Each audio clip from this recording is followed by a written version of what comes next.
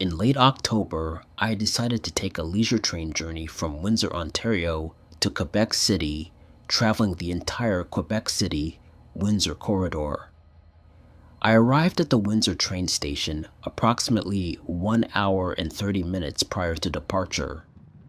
Windsor, located on the south bank of the Detroit River across from Detroit, Michigan, is Canada's southernmost city and part of Essex County. With 229,660 residents, it's Southwestern Ontario's third largest city. Together with Detroit, it forms North America's largest transborder region, linked by the busy Ambassador Bridge. Known as the automotive capital of Canada, Windsor is vital to the nation's auto industry and boasts a rich cultural heritage. The Quebec City-Windsor Corridor is Canada's most populated and industrialized region, stretching 1,150 kilometers from Quebec City to Windsor, Ontario.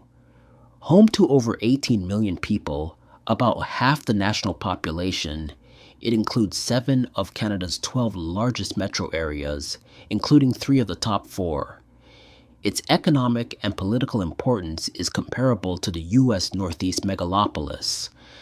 The term was popularized by Via Rail, which offers frequent service in the area known as the Corridor. The Quebec City-Windsor Corridor, also called Ontario-Québec or the Corridor, is a Via Rail service in Quebec and Ontario. It has the highest passenger train frequency in Canada and generates 67% of Via Rail's revenue. My travel itinerary began with Train 72 from Windsor to Toronto.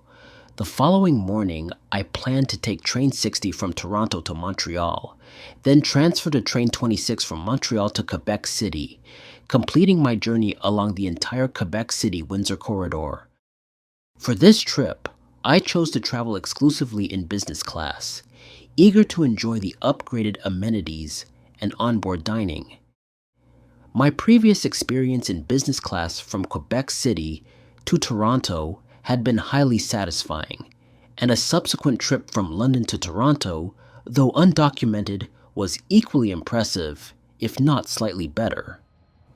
With those positive experiences in mind, I was ready to embark on this 3-train journey entirely in business class. Windsor is the western terminus of Via Rail's Quebec City Windsor Corridor, located in Walkerville near the Hiram Walker Distillery and the Detroit River. It sees 8 weekday train trips, 4 in each direction, and was Via's 7th busiest station in 2012. The original Windsor station was built by the Grand Trunk Railway in 1884 and closed in 1961, when service moved to the current Walkerville location. The original site is now Riverfront Park, near where CN number 5588 is displayed. Other trains, like the New York Central and Amtrak's Niagara Rainbow, used a different station on the Canada Southern Railway line until 1979. That station burned down in 1996. A new Via Rail station, replacing the 1960s structure, opened in 2012 at a cost of 5.3 million Canadian dollars.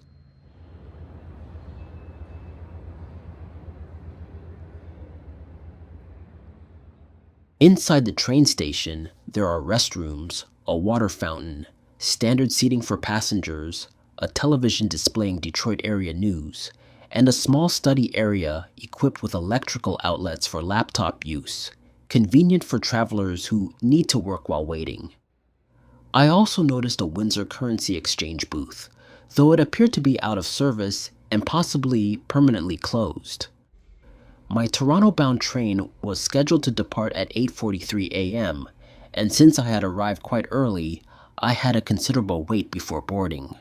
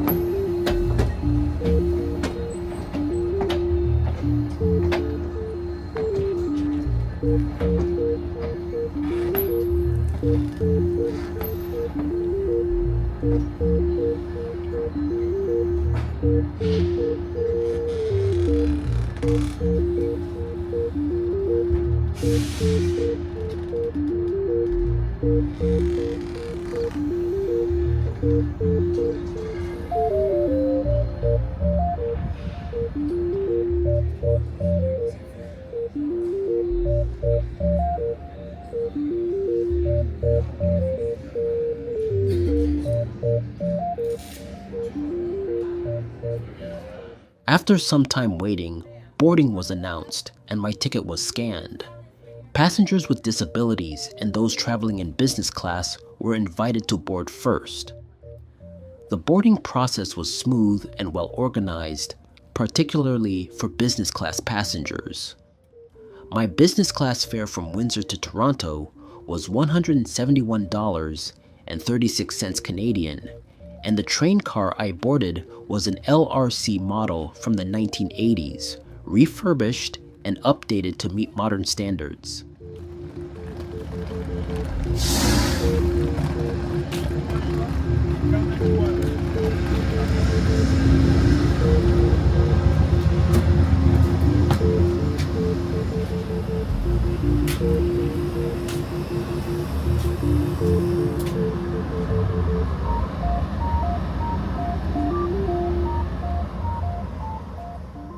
Upon boarding the train, passengers first encounter racks designated for larger luggage, while smaller bags can be stored in the overhead compartments above each seat. The business class seating configuration is arranged 1 to 2, and my assigned seat was 11A, a window seat with no selection fee. The only drawback during booking was the unavailability of single seats, all of which had already been reserved. Nonetheless, I didn't mind as there was ample space between me and my seatmate, who was traveling the entire way from Windsor to Toronto. Additionally, by not selecting a single seat, I avoided the $7 seat selection fee that would have applied otherwise. This is the exact business class car I traveled in. I've annotated various seat types based on their alignment with the windows to help passengers choose the best possible seating for optimal views. Green boxes represent ideal window seats where the window is perfectly aligned with the seat, offering an unobstructed and comfortable view. Blue boxes indicate seats that are slightly misaligned, positioned between two windows. While not perfect, these still provide a mostly clear and enjoyable view. And lastly, a yellow box. C2S was located at the edge of a window. To enjoy the view, passengers may need to lean forward, making them less desirable for those prioritizing window visibility. Overall, most windows in this car remain unobstructed. As with much of the Via Rail fleet, the legroom in business class was excellent, offering ample space for a comfortable journey. The tray table was both sturdy and generously sized, easily accommodating a laptop for work or entertainment. A safety pamphlet and a small garbage bag were provided for passenger convenience. One noticeable omission was the absence of a printed food menu, which raised questions about how passengers are expected to know what is available for meal service. A few additional features distinguish business class from economy. Each seat included a footrest, a welcome touch for added comfort. Between my seat and my seatmate's seat was a small side table, conveniently designed for holding drinks or personal items, especially useful when the main tray table was occupied. The only drawback was that since I wasn't in a single seat, the table had to be shared with my seatmate. However, this arrangement worked out just fine. Power options were generous, with 2 standard outlets and 2 USB ports available at each seat, more than sufficient to meet the needs of modern travelers. As expected, the seat recline was excellent, allowing for a relaxed and ergonomic seating position. The seat also featured an additional recline function that allowed the seat base to slide forward or backward, something I hadn't noticed on previous Via Rail trips. Each window was equipped with individual curtains for added privacy and light control. Overhead, reading lights were conveniently positioned above each seat, and side hooks provide a practical place to hang personal belongings. Since this was an LRC car, the luggage compartments featured doors, providing a more secure and airplane-like storage experience. The restroom was clean, well lit, and comparable to those in economy class with no notable differences. As for the Wi-Fi, it had some limitations. While I was able to connect on my phone without issue, streaming videos, such as on YouTube, proved difficult. I managed to watch a video only for a few seconds, but full HD playback wasn't possible. The Wi-Fi on the LRC cars is generally suitable only for basic browsing and light internet use. My main challenge, as on past trips, was connecting my laptop to the network. It simply wouldn't connect. As a result, I reverted to my usual solution, using my phone's hotspot to access the internet on my computer.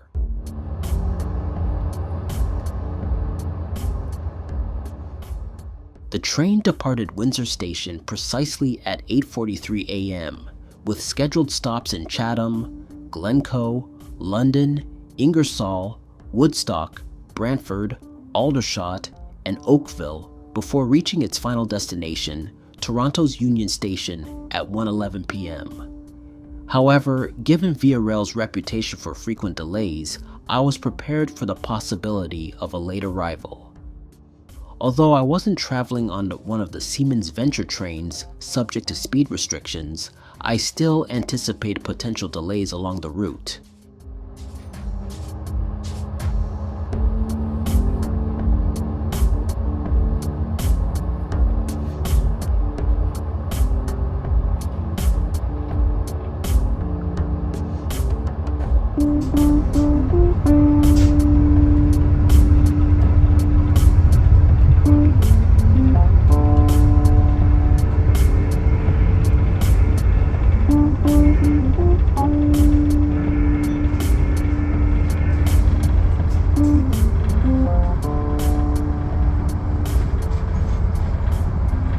Regarding the food service, my journey began with a serving of lemon bread accompanied by orange juice. The lemon bread was delicious, moist and flavorful, while the pulp-free orange juice had a pleasant classic taste. Overall, it was a satisfying start to the trip.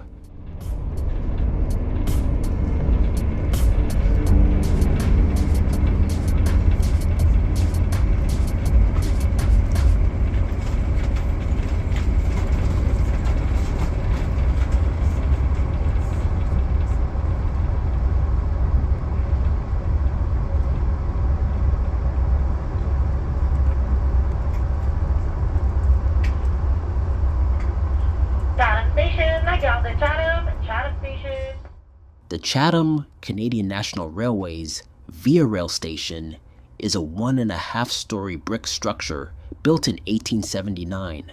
Situated in a mixed commercial area south of downtown Chatham, Kent, the building's heritage designation applies exclusively to the station itself. As for Chatham, it's an urban hub of the municipality of Chatham-Kent in southwestern Ontario, known for its affordability, access to nature, and historic downtown area situated on the Thames River. It is also the classic car capital of Canada, with a rich history in manufacturing and a thriving cultural scene.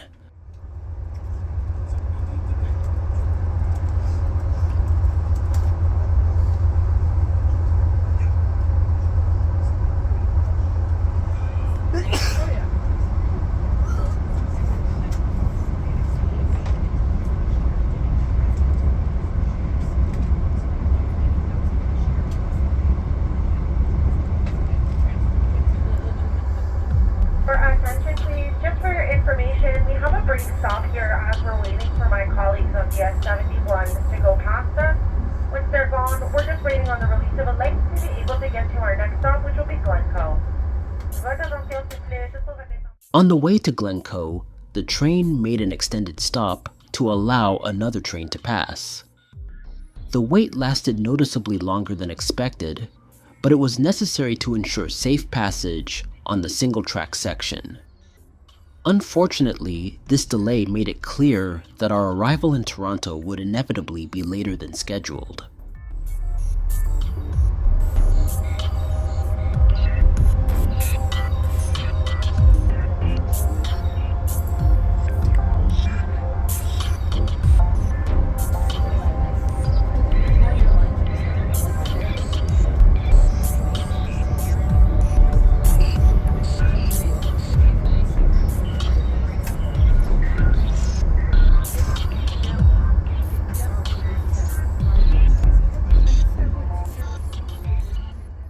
The original Glencoe station was built in 1854 for the Great Western Railway and rebuilt multiple times, with the current Queen Anne Revival-style station completed in 1904.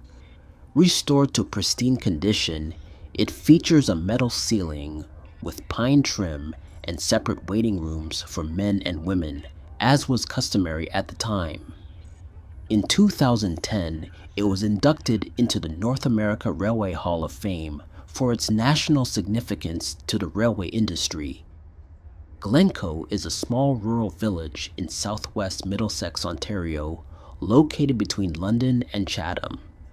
Known for its historic charm and community spirit, it serves as a hub for the local agricultural area and offers parks, local businesses, and access to nearby nature trails and conservation areas.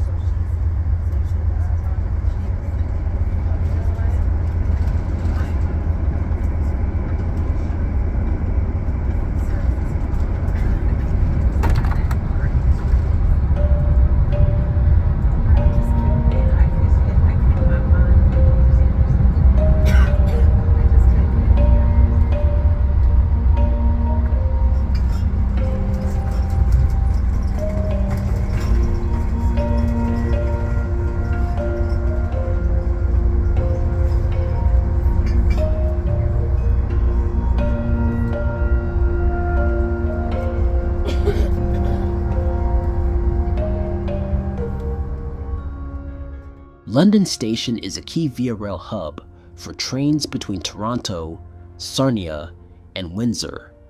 Located downtown, it's a modern, accessible facility connected to local transit. The site's first station was built in 1853 by the Great Western Railway and later used by the Grand Trunk Railway. In 1935, it was replaced by a CN station, which was eventually succeeded by two new buildings in the 1960s. One became the CN Credit Union. The other, a 10-story tower, was demolished in 2001. The current station, incorporating part of the 1963 building, opened soon after. From 1982 to 2004, London was part of the joint Via Amtrak International Limited route between Toronto and Chicago. A GO Transit weekday service briefly ran from 2021 to 2023. London, located in southwestern Ontario, has a population of 422,324. Situated at the confluence of the Thames and North Thames rivers, it is 200 kilometers from Toronto and Detroit, and 230 kilometers from Buffalo. Founded in 1826, it became a city in 1855 and is now the largest municipality in southwestern Ontario and Canada's 11th largest metro area. London is a hub for healthcare and education, home to major hospitals, Fanshawe College, and Western University. London's economy is driven by education, healthcare, manufacturing, finance, and IT. The city is well connected by highways 401 and 402, rail, bus stations, and the London International Airport.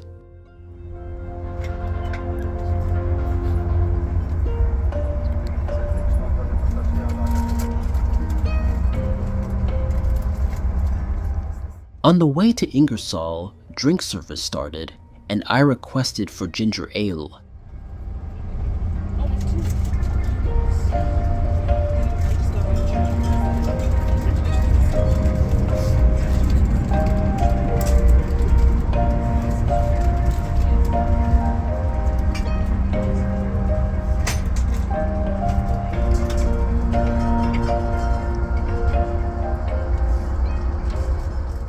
Ingersoll Station was built in 1886 by the Great Western Railway, later becoming part of the Grand Trunk and then Canadian National Railway. It closed in 1979 when Via Rail took over, replaced by a simple wooden structure nearby. Though listed in the Municipal Heritage Inventory and noted for its Gothic Revival architecture, the original building was never protected and fell into disrepair. It was demolished on December 7, 2020, after being deemed a safety hazard. Ingersoll, in Oxford County along Highway 401, settled in the 1790s, it became known for cheese production, notably the 7,300-pound Mammoth cheese in 1866, and was home to the founding of the Canadian Dairymen's Association. The town later developed into an industrial center with companies like Knox & Brothers, Ingersoll Packing Company, and Borden's. Today, manufacturing continues to play a major role, led by the CAMI Assembly Auto Plant.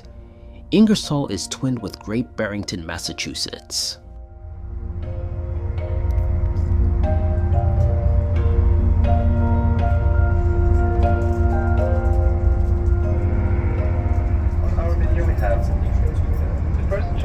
Choy mein noodles with cabbage, carrots, and shiitake mushrooms.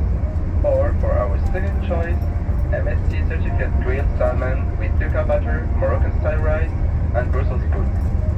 Or our third choice is tandoori chicken with basmati rice, mango chutney, and green beans. Please note that we have a limited quantity available of each main course. Thank you for your understanding and bon appétit. Bonjour, notre service de repas débutera. Shortly after leaving Ingersoll, an announcement listed the 3 available meal options, highlighting a gap in Via Rail's corridor business class service: the lack of printed menus. Passengers had to remember the choices from the verbal announcement, often leading to repeated questions. Providing simple printed menus, as on the Ocean or the Canadian, would create a more efficient and polished dining experience, unless the meal selections are finalized last minute. Merci de votre collaboration et bon appétit.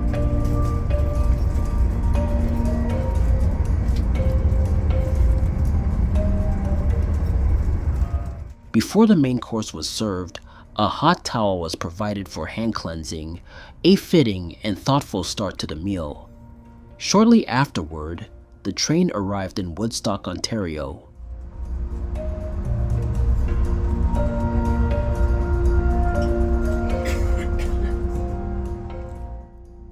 Built in 1885 by the Grand Trunk Railway, Woodstock Station features Gothic Revival and Italianate design by architect Joseph Hobson. Renovated in 1986, with Edwardian-themed updates, it was designated a Heritage Railway Station in 1993. Woodstock is the seat of Oxford County, located 128 kilometers from Toronto and 43 kilometers from London at the head of the Thames River.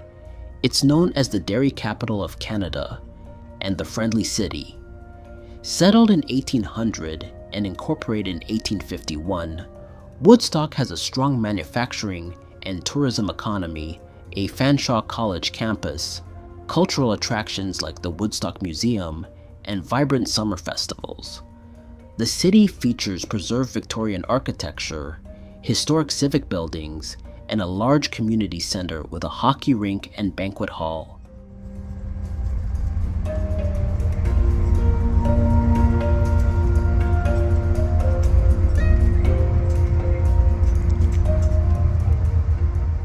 Finally, my meal arrived. I had selected the third option, chicken with rice and green peas, accompanied by a salad, ciabatta bread, a lemon square bar, salt and pepper packets, and a glass of white wine, which I specifically requested. The meal was nearly identical to the one I enjoyed on my previous trip from Quebec City to Toronto. The chicken, rice, and green peas were the highlight. Flavorful, well prepared, and satisfying, just as I remembered. The white wine complemented the dish nicely. While both red and white are enjoyable, I personally prefer the latter. The lemon square, which I tried for the first time, had an unusual flavor reminiscent of Starburst candies. Pleasant, though kinda weird. I chose to skip the salad and bread. Overall, despite the absence of a printed menu, the meal service was excellent.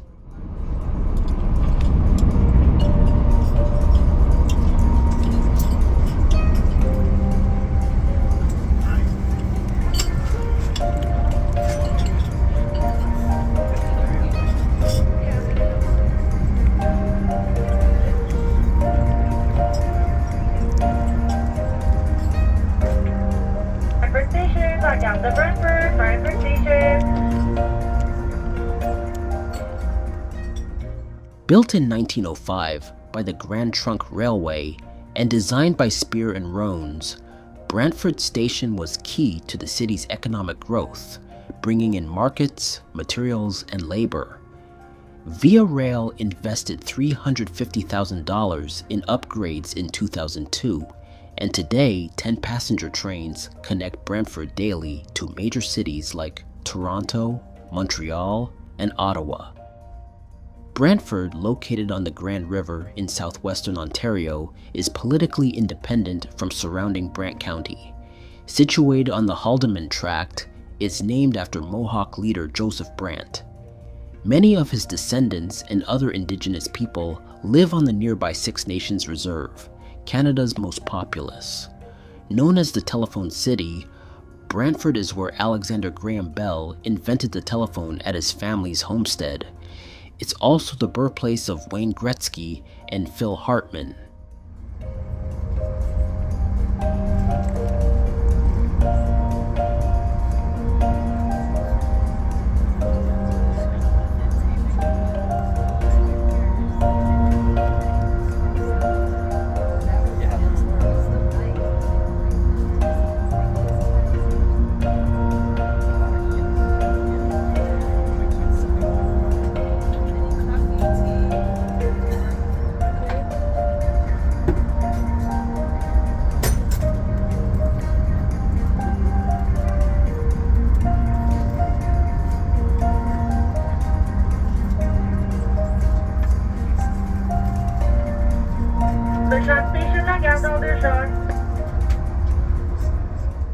As the train arrived at Aldershot, we were officially in the Greater Toronto Area. Aldershot Station in Burlington, Ontario, serves both Via Rail and GO Transit.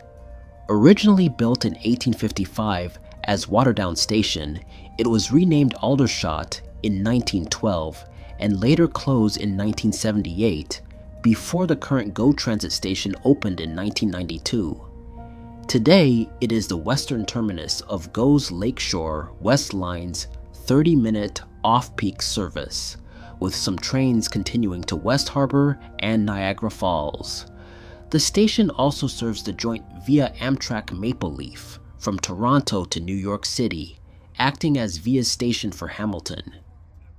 Aldershot is a community within Burlington, situated along the shores of Burlington Bay on Lake Ontario. Originally an unincorporated village in East Flamborough Township, it was annexed by the city of Burlington in 1958.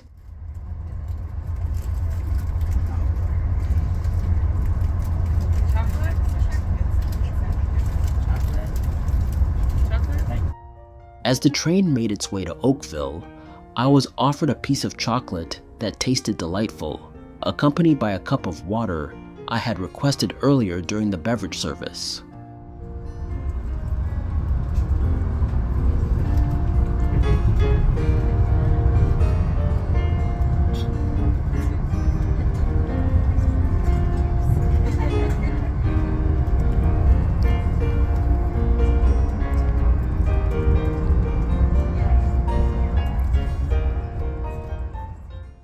Oakville Station is a GO Transit rail and bus station in Oakville, Ontario on the Lakeshore West Line. Formerly the western terminus for weekend service until 2007, it remains one of GO's busiest stations after Union. Oakville is another stop on the joint Amtrak Via Maple Leaf service between New York City and Toronto. The site has hosted a station since 1856, originally built by the Great Western Railway, later part of the Grand Trunk, and then Canadian National Railway. Oakville, located in Halton Region, lies on the shores of Lake Ontario between Toronto and Hamilton. With a population of 213,759 according to the 2021 census, and an estimated 233,700 in 2024, it is Ontario's largest town and a key part of the Greater Toronto Area.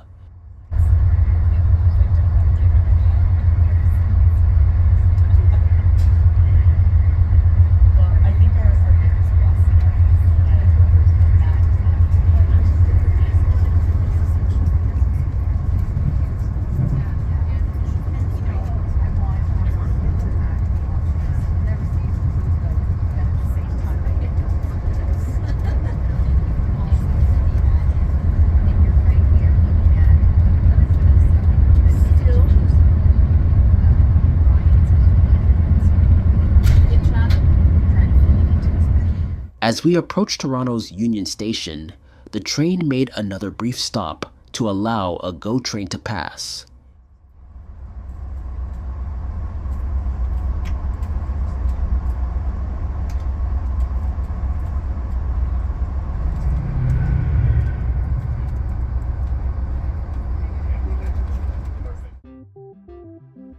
After departing Oakville and passing through the city of Mississauga, I finally arrived in Toronto.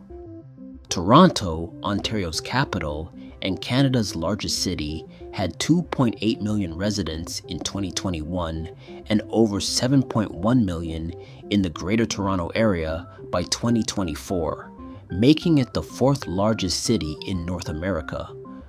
A global hub for business, finance, arts, and culture, Toronto is also North America's third largest tech center. Founded as York in 1793 and renamed in 1834, it became Ontario's capital in 1867. Nearly half its population are immigrants, with over 160 languages spoken. The city draws 43 million tourists annually, with the CN Tower as a top attraction.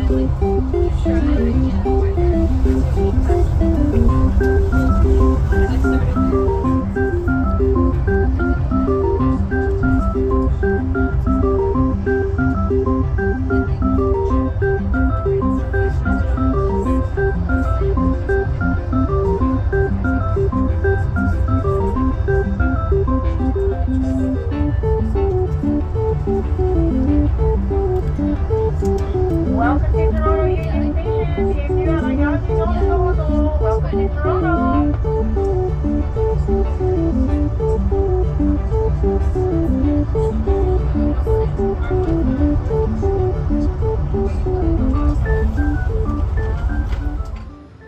The train reached Union Station at 2:16 p.m., an hour and 5 minutes behind schedule. The last time I traveled from Windsor to Toronto, earlier this year, the train was also delayed by roughly the same amount of time.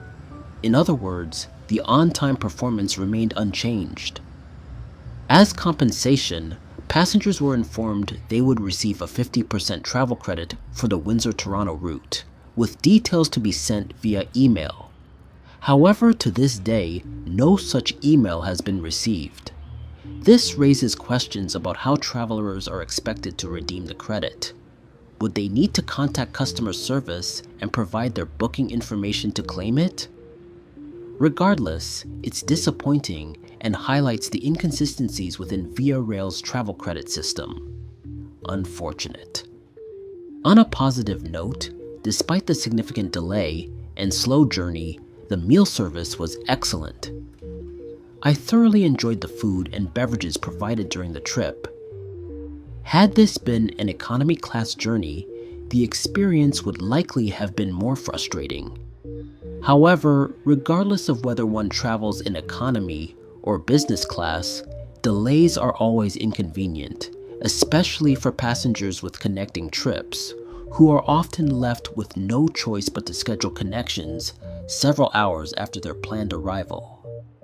While I appreciated the comfort and service in business class, the late arrival was nonetheless disappointing. Fortunately, I had no onward connection that day as I was staying in Toronto overnight before returning to Union Station the following morning for my train to Montreal.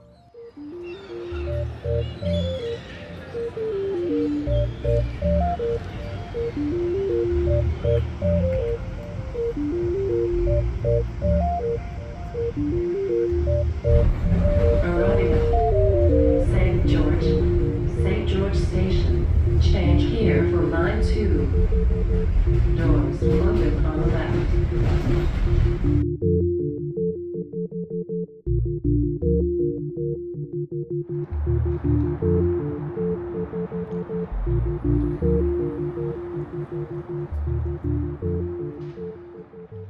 The following morning, I arrived at Toronto's Union Station several minutes after the doors had opened. Union Station is Toronto's main railway and transit hub. Owned by the City of Toronto and Metrolinx and operated by Toronto Terminals Railway, it anchors Canada's busiest rail corridor. Built in 1927 and designated a National Historic Site, it serves over 72 million passengers annually, making it Canada's busiest transportation facility and the second busiest rail station in North America. Union hosts Via Rail, of course, Amtrak, and GO Transit services, connects to the TTC subway and streetcars, links to the Union Station bus terminal via an enclosed walkway, and provides Union Pearson Express service to Pearson Airport. Union Station's main entrance opens into the Great Hall, a 250-foot long, 88-foot high ticket lobby built with bronze, limestone, marble, and glass to convey timeless elegance. Lit by clear-story windows and large Roman bath-style arches, it features a vaulted Guastavino tile ceiling, Zumbro stone walls, and Tennessee marble floors.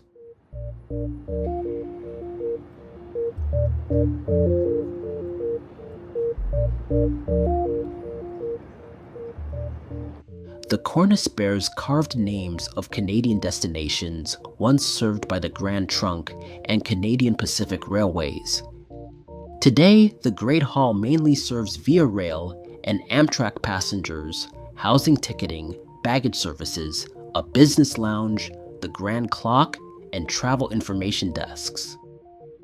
The Great Hall of Union Station is truly magnificent, resembling the grandeur of a cathedral. However, the wall barricade on the right detracted from its aesthetic appeal.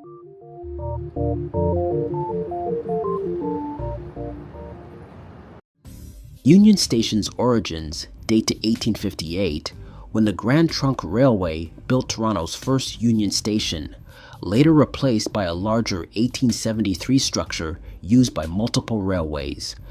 After the 1904 Toronto fire, plans began for a third, grander station. In 1906, the Toronto Terminals Railway, jointly owned by the Grand Trunk and Canadian Pacific Railways, was formed to build and operate it. Construction began in 1914, but was delayed by World War I and financial troubles. The new station building was completed in 1920 and officially opened on August 6, 1927, by the Prince of Wales. The old station was demolished the following year, and the project finished in 1930. Union Station was later recognized as a National Historic Site in 1975, a Heritage Railway Station in 1989, and part of Toronto's Union Station Heritage Conservation District in 2006.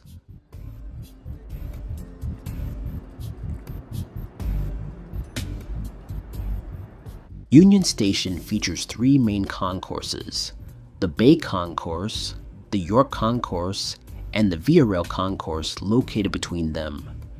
Both the Bay and York Concourses have undergone extensive renovations in recent years, resulting in a sleek, modern, and visually impressive design.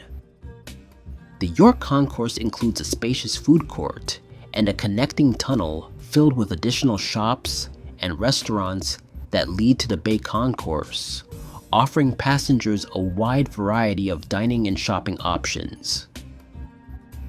Situated between the Bay and York Concourses, the Via Rail Concourse presents a noticeably different appearance. Unlike the other two, it lacks the same level of modern appeal and vibrant atmosphere. While it provides essential amenities such as seating areas, arrival and departure screens, restrooms, and a Tim Hortons, it feels somewhat dated by comparison.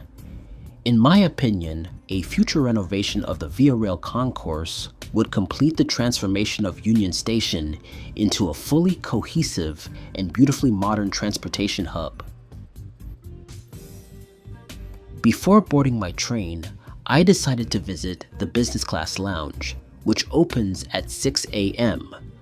One drawback, however, is that for passengers taking early morning departures, there isn't much time to enjoy the lounge before boarding.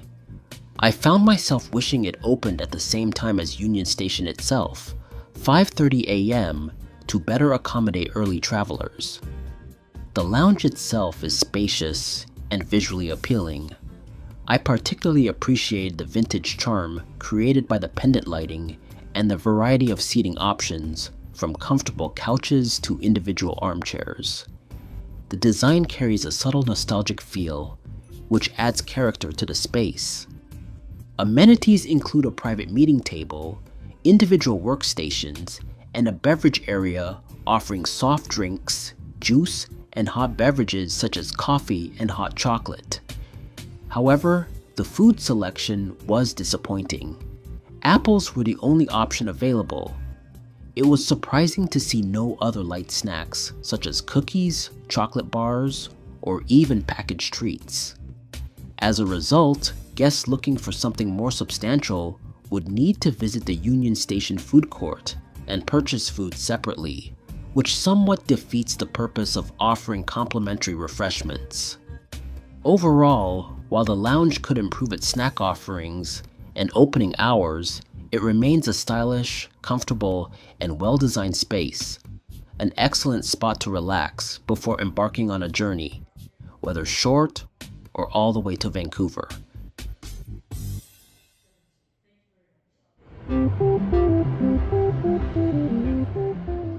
Train 60 from Toronto to Montreal was scheduled to depart at 6:32 a.m., with Via Rail Train 50 to Ottawa coupled at the rear. The two trains would remain connected for part of the journey before separating en route to their respective destinations. After spending just 10 minutes in the lounge, though I do wish it opened earlier, it was time to board. Boarding at Toronto Union Station can be somewhat frustrating, particularly for economy class passengers who often have to wait in long lines before being allowed onto the platform. If the train is delayed, that waiting time only increases. Fortunately, business class passengers enjoy a more streamlined experience. Upon exiting the lounge, boarding is immediate, and the lines are typically much shorter. My business class fare from Toronto to Montreal was $181.85 Canadian, bringing my total to $353.21 Canadian. When I initially booked, I was scheduled to travel on a Siemens Venture train, which would have been my first time experiencing business class on that model. However, a few days after booking, Via Rail informed me by email that the train assignment had changed. As a result, I was once again traveling aboard an LRC car. It was disappointing, but such changes are not uncommon.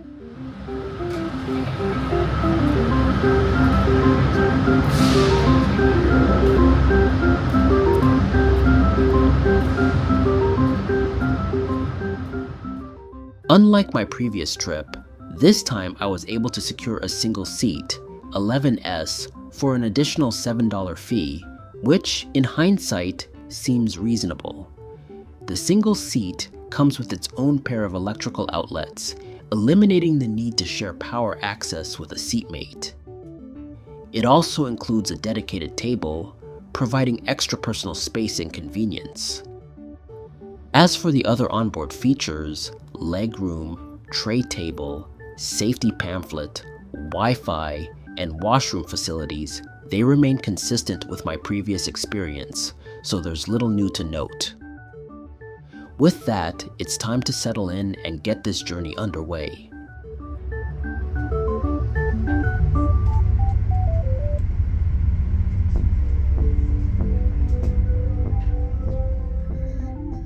The train departed Toronto's Union Station precisely at 6:32 a.m., making scheduled stops at Guildwood, Oshawa, Cobourg, Belleville, Kingston, Cornwall, Dorval, and finally Montreal Central Station, Gare Centrale de Montréal, with an expected arrival time of 11:50 a.m.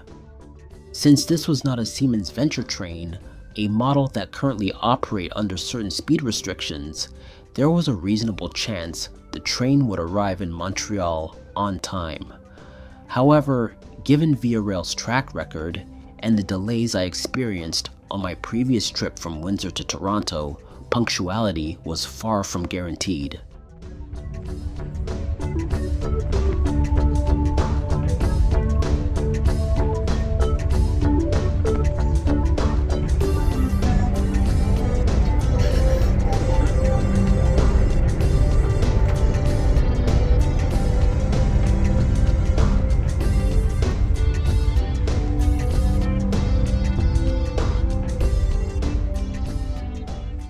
Guildwood Station, opened in 1967 by the Canadian National Railway, serves GO Transit's Lakeshore East Line.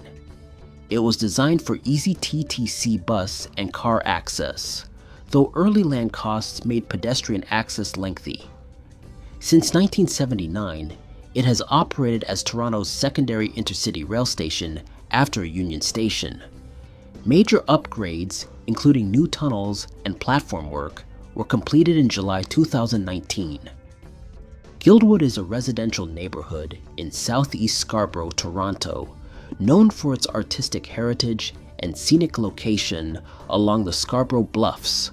Founded around the Guild of All Arts by Rosa Breithaupt Hewitson and Spencer Clark, it's now a diverse community centered on the historic Guild Park and Gardens.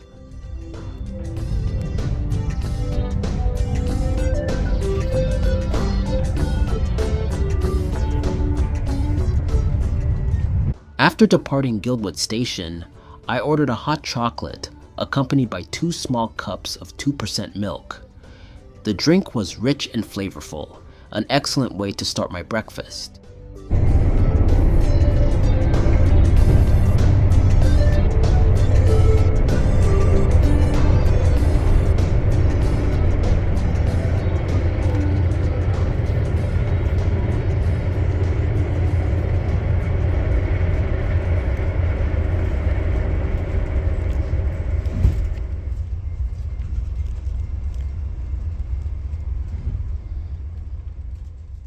Oshawa Station is a major transit hub in Oshawa, Ontario, serving GO Transit trains and buses, Via Rail, and Durham Region Transit. Originally opened in 1856 with the Grand Trunk Railway, the current station was built by CN in the 1960s, upgraded by Via in the 1990s, and modernized in 2017 through a $14 million joint project with Metrolinx. It is the eastern terminus of GO's Lakeshore East Line and offers bus connections to surrounding communities. Although a GO expansion to Bowmanville was once set to replace the station, Metrolinx revised plans to keep it active alongside new stations. Oshawa, on Lake Ontario about 60 kilometers east of Toronto, is Durham Region's largest city. It was once Canada's automotive capital and still hosts GM's Canadian HQ. Today, Oshawa is a hub for education, health sciences, and innovation, home to 3 post-secondary institutions, and a vibrant downtown with cultural venues and startup support.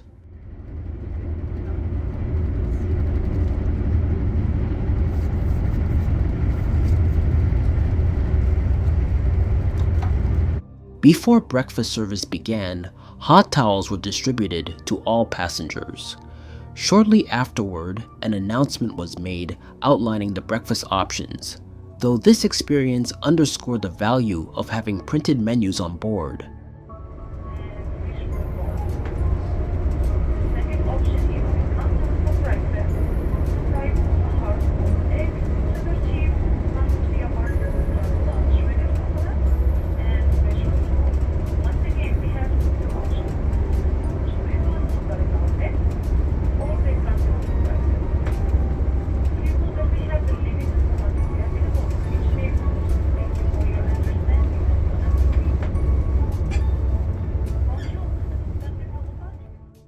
The volume of the train speakers was too low to clearly hear the meal choices, so I had to ask the attendant to repeat and show me the available options. Again, it's possible that printed menus are not provided because the meal selection changes daily, making it impractical to prepare updated menus in advance. Nonetheless, clearer communication would certainly enhance the overall dining experience. I chose the first breakfast option, an omelet with red peppers, served with hash browns, a bread roll accompanied by butter and jam, a bowl of fruit, small packets of salt and pepper, and a glass of orange juice, which I specifically requested. While I was slightly disappointed that only 2 meal options were available instead of 3, I remained curious about how the food would turn out. The orange juice without pulp was fresh and familiar, much like any quality juice I've had before.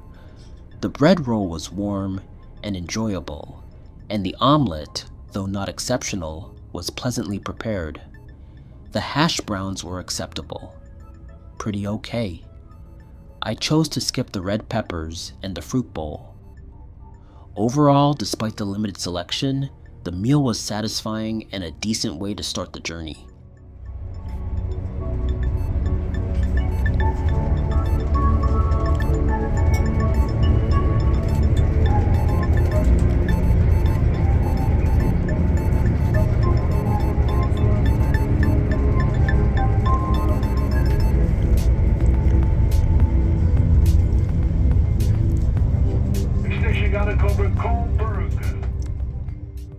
The original Grand Trunk Station in Cobourg, built in 1856 from wood with 8 dormers, was replaced in 1911 by a brick and stone Romanesque structure featuring a small, elegant restaurant and bar. Via Rail has owned the station since 1978, and it was fully restored in 1993, earning Federal Heritage designation. Opened in 2011, the current Cobourg station was unveiled by Via Rail in 2010 as a $9 million wheelchair-accessible facility with an island platform and overhead footbridge built beside the historic station. Cobourg is a town just 95 kilometers east of Toronto on Lake Ontario. It's the largest town and seat of Northumberland County, bordered by Hamilton Township and near Port Hope. Located along Highway 401 and County Road 2, it sits between Toronto and Oshawa.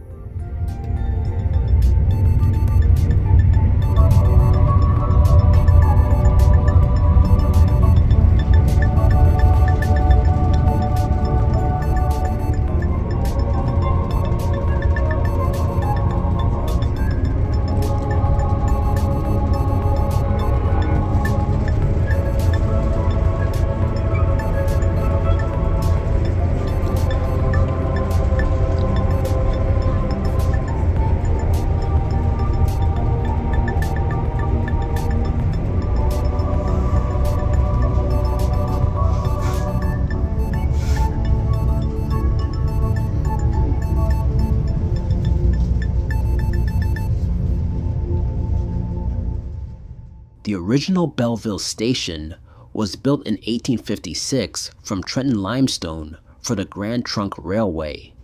Belleville's historic station is the oldest surviving structure from the original rail yard.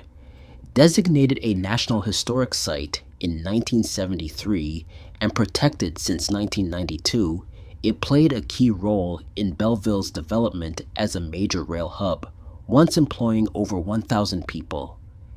The station served passengers until 2012, when Via Rail opened a modern, accessible facility next door. Unlike the smaller surviving 1850s GTR stations, Belleville's is a rare two-story Type B structure. Now marked with a historic plaque, the building is being considered for new community uses. As for Belleville itself, it is located at the mouth of the Moira River on the Bay of Quinte. As of the 2021 census, it had a population of 55,071, 111,184 in the metro area. It is the seat of Hastings County, but operates independently and serves as the hub of the Bay of Quinte region. Any way to try and get, on the way back, I couldn't get business class. I just keep looking to see if somebody cancels. Yeah.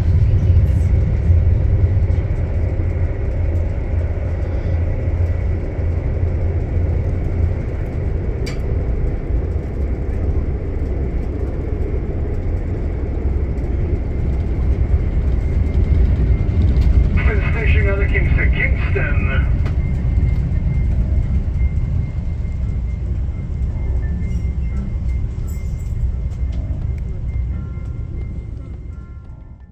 The current Kingston train station opened in 1974. From there, you can take a Kingston Transit bus that goes directly to downtown. Historically, the CN Montreal-Toronto Main Line opened in 1856 as the Grand Trunk Railway, with Kingston's outer station in 1855, serving as a key hub, despite being 3 miles from downtown.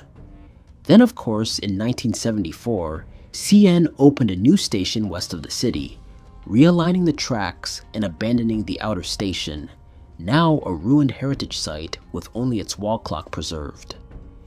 Kingston was once served by both the Grand Trunk and the now defunct Kingston and Pembroke Railway, which connected to the industrial waterfront via spurs like Hanlon's Depot and CP's inner station near City Hall. With the decline of industry, most rail lines were removed by the 1960s. The K and P line ended by the 1950s. Its inner station, now a tourist center at 209 Ontario Street, is the last remaining downtown rail building. Kingston, in southeastern Ontario, where Lake Ontario meets the St. Lawrence River and Rideau Canal, is known as the Limestone City for its historic architecture. Originally the French Fort Cataraqui, it became Kingston under British rule in the 18th century. Settled by Loyalists in the 1780s, it briefly served as Canada's first capital and was home to the first Prime Minister, John A. Macdonald. Today, it's a regional center for education, healthcare, and the military. Train number 50 to Montreal, Roundabout, and the Sea Money, for the new Engineers, number 6.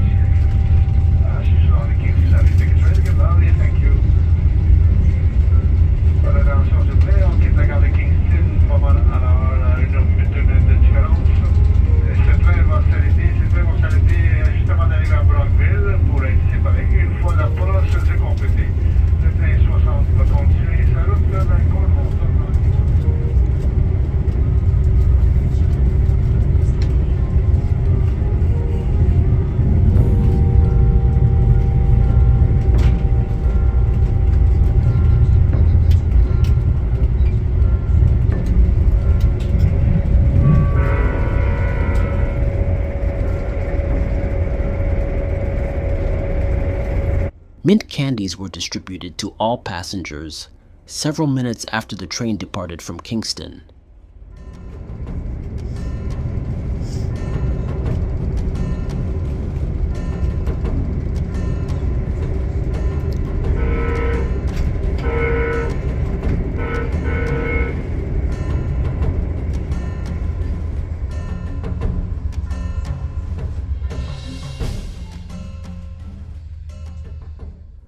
Before the train reached Brockville, it was time for Train 60 and Train 50 to separate. Train 50, which had been traveling directly behind us, continued on toward its destination in Ottawa.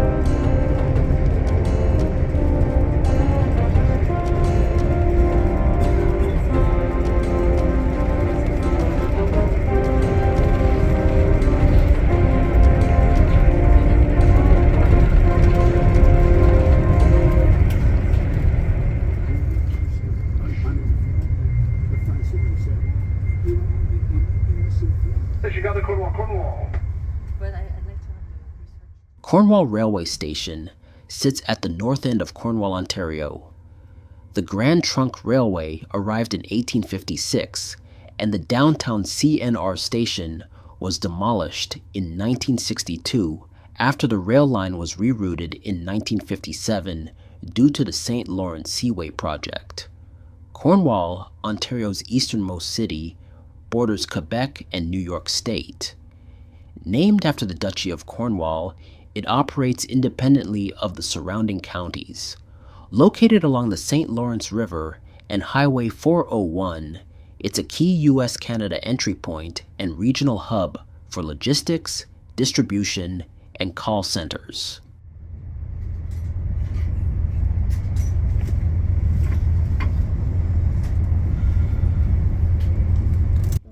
Cornwall was the final station stop in Ontario during the journey. Beyond that point, the train would enter a new province, Quebec. I received a bag of tamari snacks along with a Coca-Cola upon request.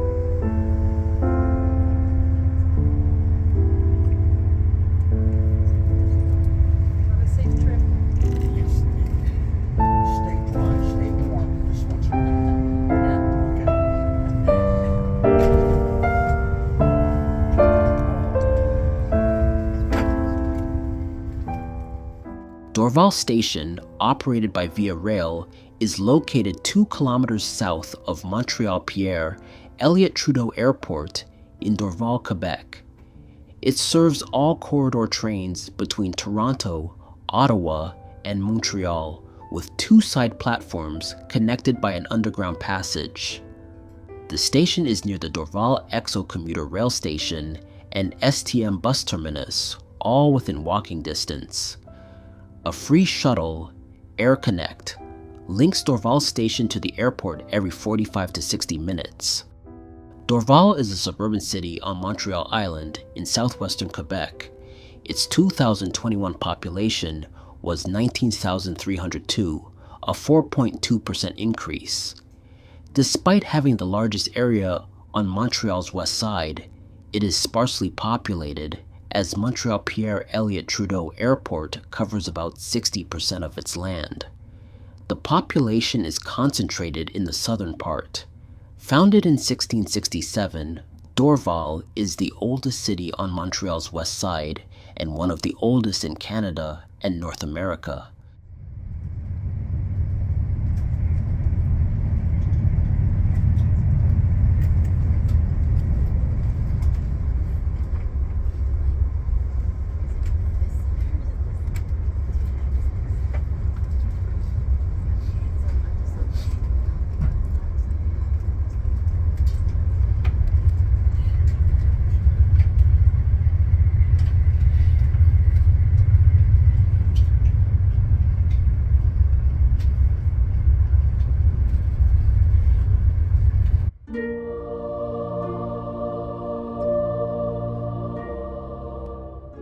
After traveling for 5.5 hours, dining on board, and enjoying the passing scenery, I finally arrived in Montreal.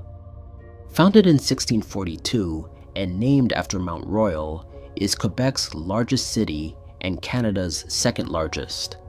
Located on the island of Montreal, it had 1.76 million residents in 2021, with 4.29 million in the metro area. A bilingual, French-speaking city, it is a cultural, business, and education hub. Montreal hosts the ICAO, is a UNESCO City of Design, and is known for events like Expo 67, the 1976 Olympics, the Canadian Grand Prix, and Just for Laughs.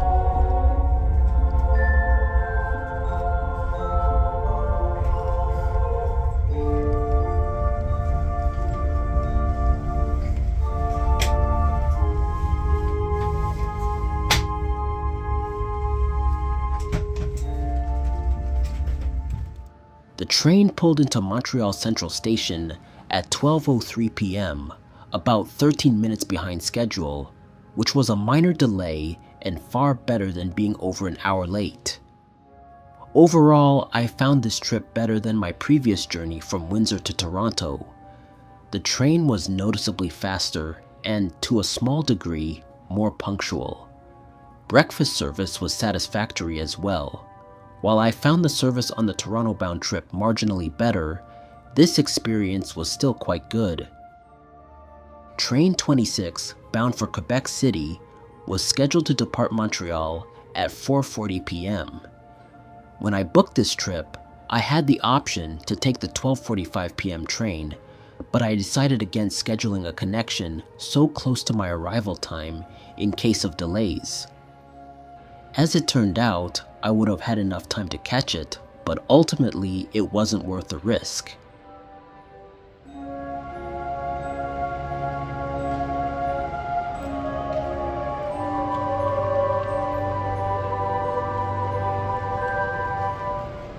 Montreal Central Station, Gare Centrale de Montréal, is the main intercity and commuter rail hub in Montreal, Quebec, serving nearly 11 million passengers annually.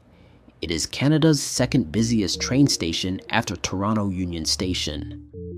Opened in 1943, the Art Deco-inspired station occupies a full downtown block, bordered by De la Gauchetière Street, Robert Bourassa Boulevard, René Lévesque Boulevard, and Mansfield Street. Located at the heart of the Quebec City Windsor Corridor, the station is served by, of course, Via Rail, Amtrak, and EXO commuter trains. It also connects directly to the Montreal Metro and the Réseau Express Métropolitain.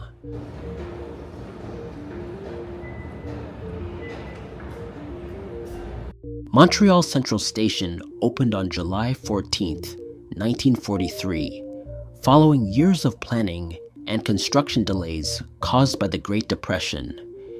Designed by Canadian National Railway's chief architect John Schofield, the station was built slightly north of the former Canadian Northern Railway tunnel terminal. The project was initiated under the Canadian National Montreal Terminals Act of 1929 to consolidate CNR's scattered Montreal terminals, Bonaventure, Tunnel, Moreau, and McGill Street into a single, electrified central hub. The new station took advantage of the Mount Royal Tunnel to connect northern and eastern routes, while new elevated tracks link trains from the south and west. Montreal Central Station combines Art Deco and international style elements. The spacious concourse, designed by John Campbell Merritt, is brightly lit by large windows and features open areas once occupied by ticket counters and kiosks. The station has 14 underground tracks, accessible by 7 stairwells, 5 with escalators. Its interior and exterior are decorated with notable bas-reliefs, including works by Charles Comfort, Sebastiano Aillo, and Fritz Brantner, depicting themes of Canadian life, mythology, and transportation. Architecturally, Montreal Central Station is impressive, comparable in grandeur to Toronto Union Station's Great Hall. Its interior is visually striking and well designed. However, the exterior lacks a more distinguished and aesthetically appealing entrance that would better reflect the station's significance. With 4.5 hours before my final leg to Quebec City, I chose to spend the time exploring the streets of Montreal, particularly the charming Old Montreal, and even taking a few rides on the Montreal Metro.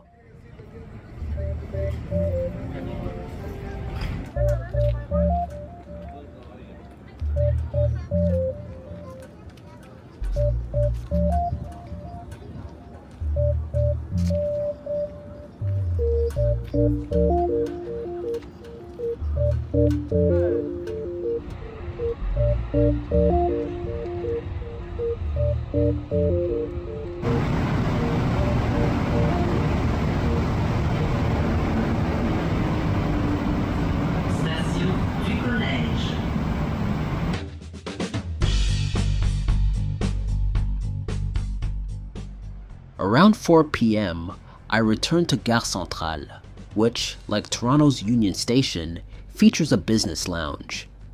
This was my third visit to this particular lounge, having used it during previous trips.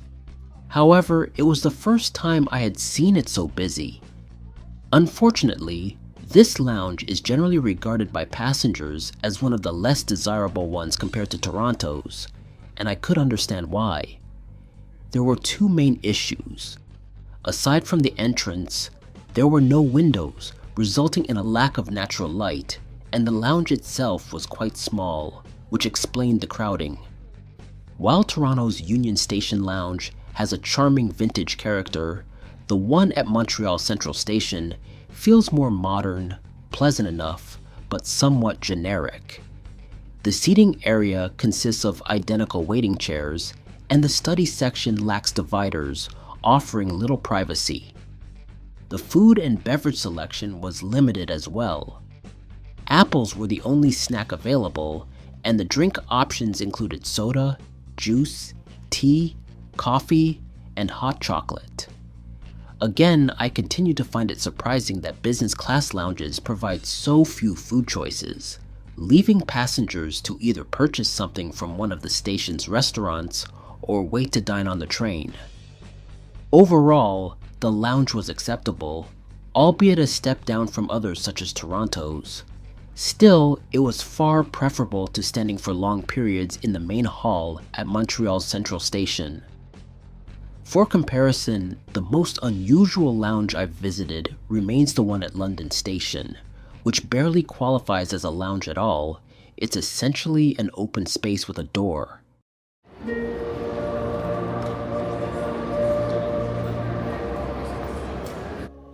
After spending some time in the lounge, it was finally time to board. My business class ticket from Montreal Central Station to Quebec City cost $208.12 Canadian, bringing the total for my entire trip from Windsor to Quebec City to $561.33 Canadian.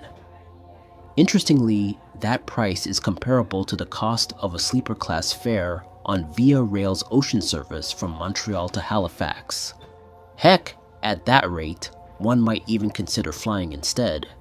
However, this journey was meant to be a leisurely rail experience, so practicality isn't always the priority.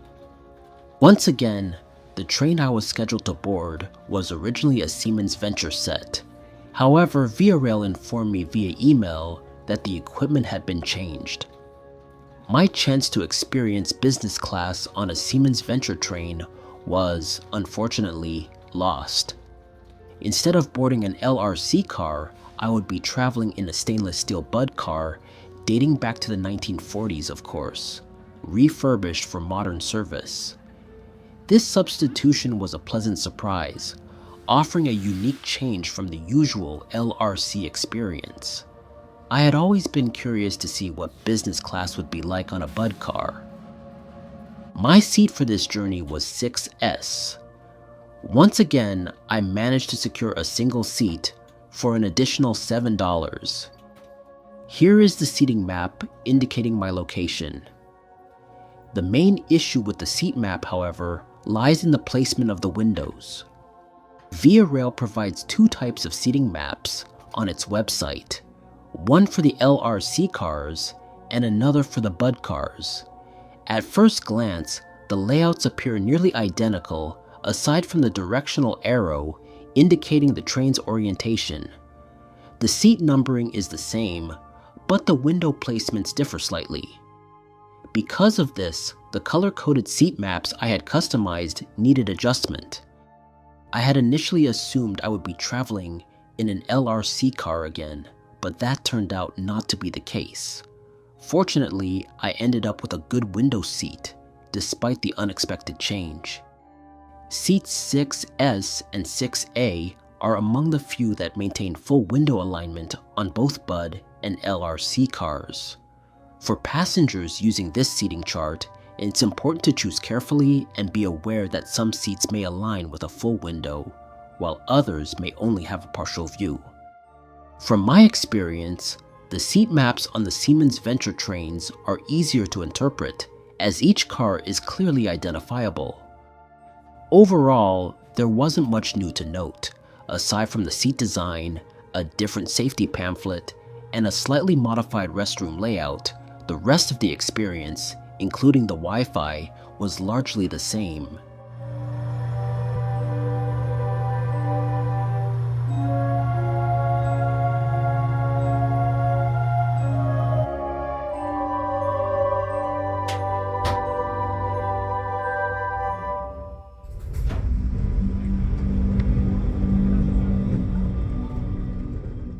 The train departed from Montreal Central Station at 4:40 p.m., making scheduled stops at Saint-Lambert, Saint-Hyacinthe, Drummondville, Charny, Sainte-Foy, and finally Quebec City, with an expected arrival time of 8:19 p.m. This particular service had originated in Ottawa and had arrived in Montreal on schedule.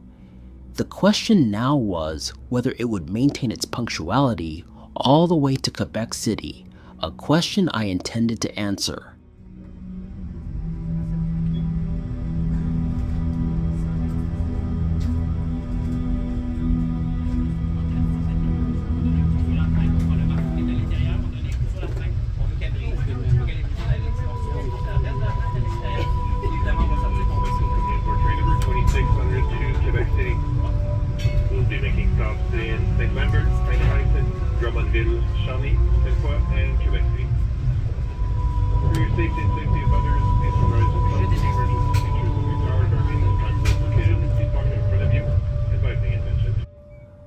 Upon leaving Montreal, the train crossed the St. Lawrence River via the historic Victoria Bridge. The Victoria Bridge, linking Montreal to Saint-Lambert, crosses the St. Lawrence River and opened in 1859 as the first bridge to span the river. Designed by Robert Stephenson, it was originally a tubular rail bridge and is now used for both road and rail traffic. Still active today, it serves the Canadian National Railway's Halifax-Montreal line and plays a key role in North American rail transport. The bridge is about 3 kilometers long with 24 ice-breaking piers. Named for Queen Victoria, it was briefly called the Victoria Jubilee Bridge in 1897 before reverting to Victoria Bridge in 1978.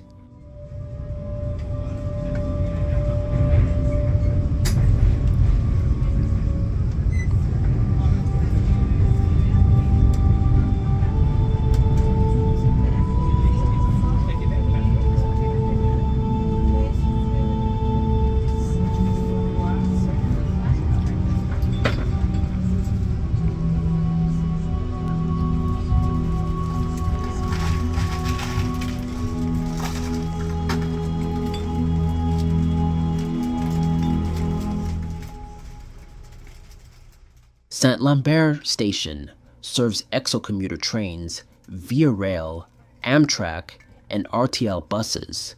It connects to Via's Ocean and Quebec City, Ottawa Corridor, Amtrak's Adirondack to New York, and EXO's Mont-Saint-Hilaire line.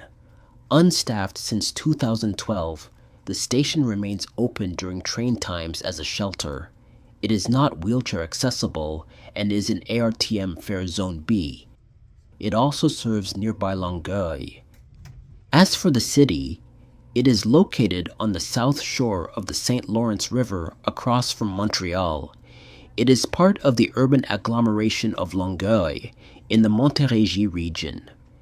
The city has 2 main areas, the original Saint-Lambert, including downtown the village, and the Préville neighborhood, which merged with the city in 1969. Saint-Lambert was named after French-Canadian hunter Lambert Close.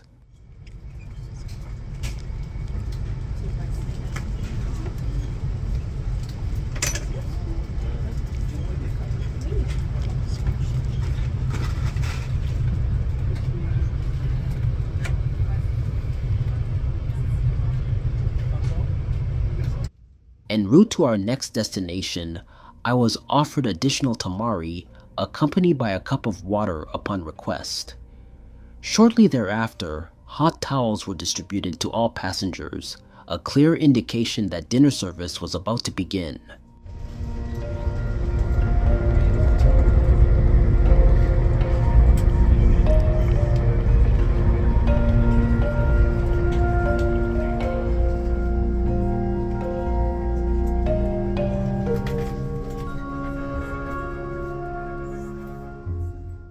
The St. Hyacinthe station building dates to 1900, but Grand Trunk Railway built the first station in 1870 and again in 1872.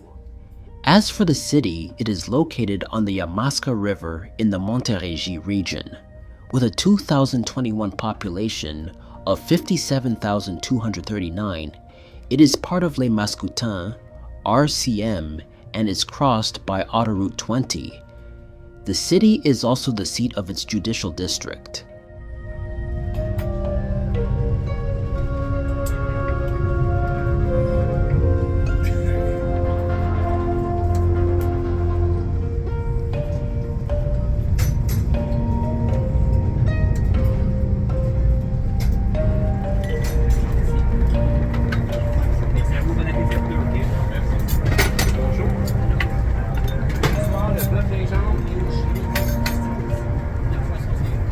At last, dinner was served. Unlike the previous journey, when an announcement was made to inform passengers of the available meal options, this time the onboard staff personally went from seat to seat, asking each passenger to choose among 3 dishes. That's right, we were back to 3 choices, rather than the 2 offered on the Toronto-Montreal trip. Personally, I had mixed feelings about this change. I found it somewhat inconvenient that there was no announcement beforehand, as it would have allowed me to consider my choice in advance. Instead, the staff presented the 3 options directly, and I made my selection on the spot. In the end, it hardly mattered.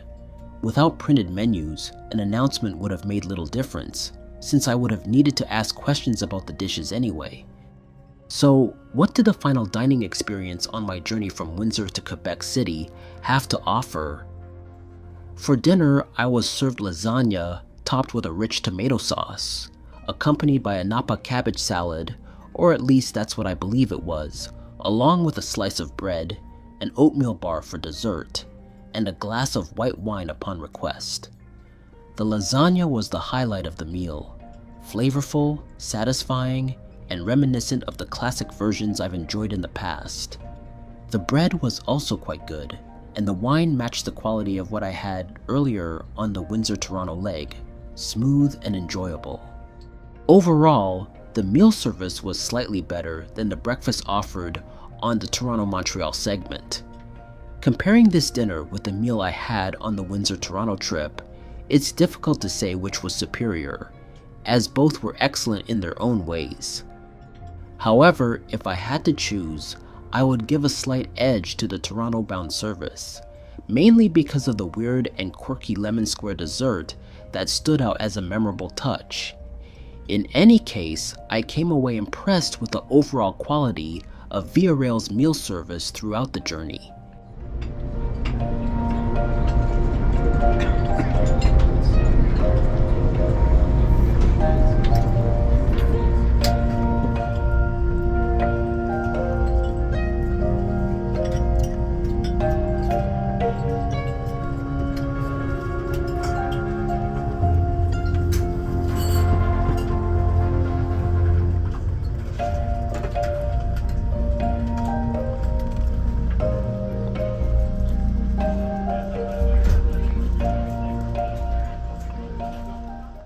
Before the 1920s, the original Drummondville station featured a prominent gable roof and was constructed primarily of wood.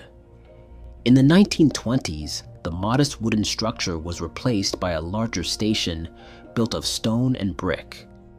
Drummondville is a city in the Centre du Québec region located along the Saint François River. As of the 2021 census, it has a population of 79,258. Founded in 1815 by Lieutenant Colonel Frederick Harriot, Drummondville was established to settle British soldiers after the War of 1812 and defend against American threats. It is named after Sir Gordon Drummond and serves as the seat of both the Drummond Regional County Municipality and the local judicial district.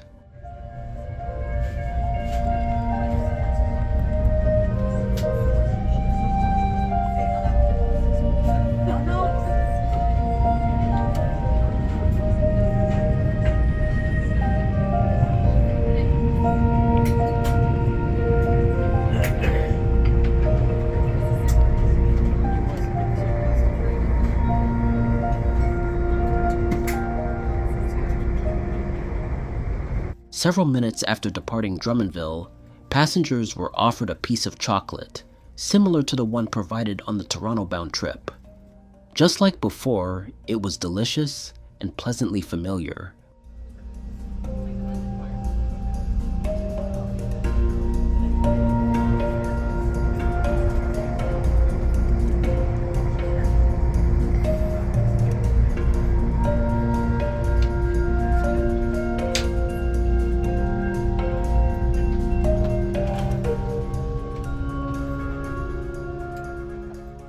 Shawnee Station is currently served by one daily train in each direction on Via Rail's Montreal-Quebec Corridor route.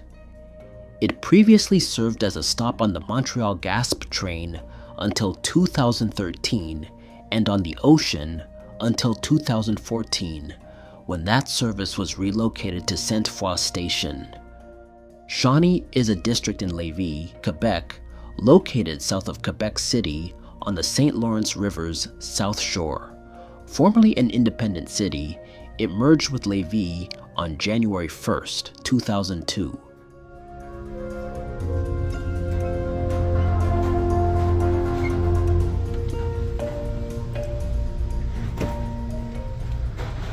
The train crossed the Quebec Bridge, a road, rail, and pedestrian bridge completed in 1919 after two deadly collapses in 1907 and 1916 that killed 88 people. Nearby is the Pierre Laporte Bridge, Canada's longest main-span suspension bridge at 1,041 meters. Originally called the New Quebec Bridge, it was renamed in honor of Pierre Laporte, Quebec's vice premier, who was killed during the 1970 October crisis. The bridge connects Autoroute 20 to Autoroute 73, linking Lévis with Quebec City and routes to Saguenay.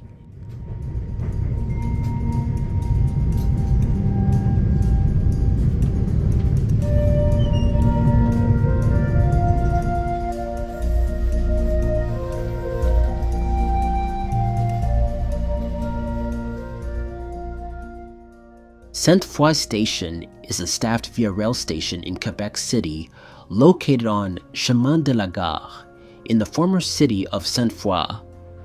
Opened in 1976 as a Canadian National Railway station after the closure of Gare du Palais, it became the region's sole intercity rail station from 1979 to 1985 until Gare du Palais reopened. It is served by corridor trains to and from Ottawa and by the ocean Via Rail's long-distance service to Atlantic Canada. As for Sainte-Foy, it's a suburban area west of downtown Quebec City, was an independent city until its 2002 amalgamation. Now part of the Sainte-Foy-Sillery-Cap-Rouge borough, it was divided into 4 districts in 2009. It is a key economic hub, home to Jean Lesage International Airport, Université Laval, major shopping centers, and both bridges to the south shore of the St. Lawrence River.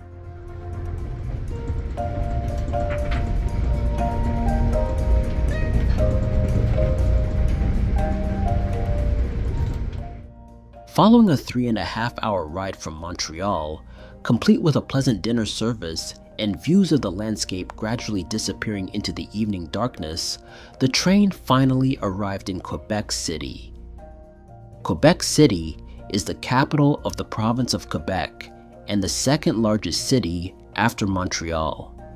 As of July 2021, it had a population of 549,459, with 839,311 in the metropolitan area. Founded by Samuel de Champlain in 1608, it is one of North America's oldest European settlements. Old Quebec is home to the only remaining fortified city walls north of Mexico and was designated a UNESCO World Heritage Site in 1985.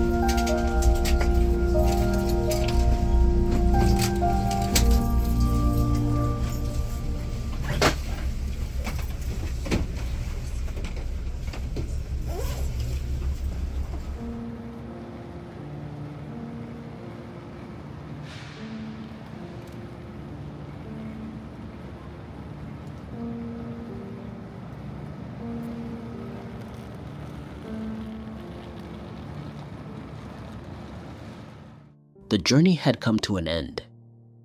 It was the final stop along the Via Rail corridor. My trip began early in the morning in Windsor, Ontario, where I boarded the first train bound for Toronto. The next morning, I continued onward from Toronto to Montreal, and after spending some time exploring the city, I concluded the day with a train ride to Quebec City's Palace Station, Gare du Palais. In total, the journey from Windsor to Quebec City covered approximately 1,150 kilometers. Traveling on 3 separate trains, the combined rail time amounted to over 14 hours, while the entire 2-day trip spanned close to 34 hours. Now, you might be wondering, why undertake such a long trip when flying would be so much faster? Honestly, I'm not entirely sure myself.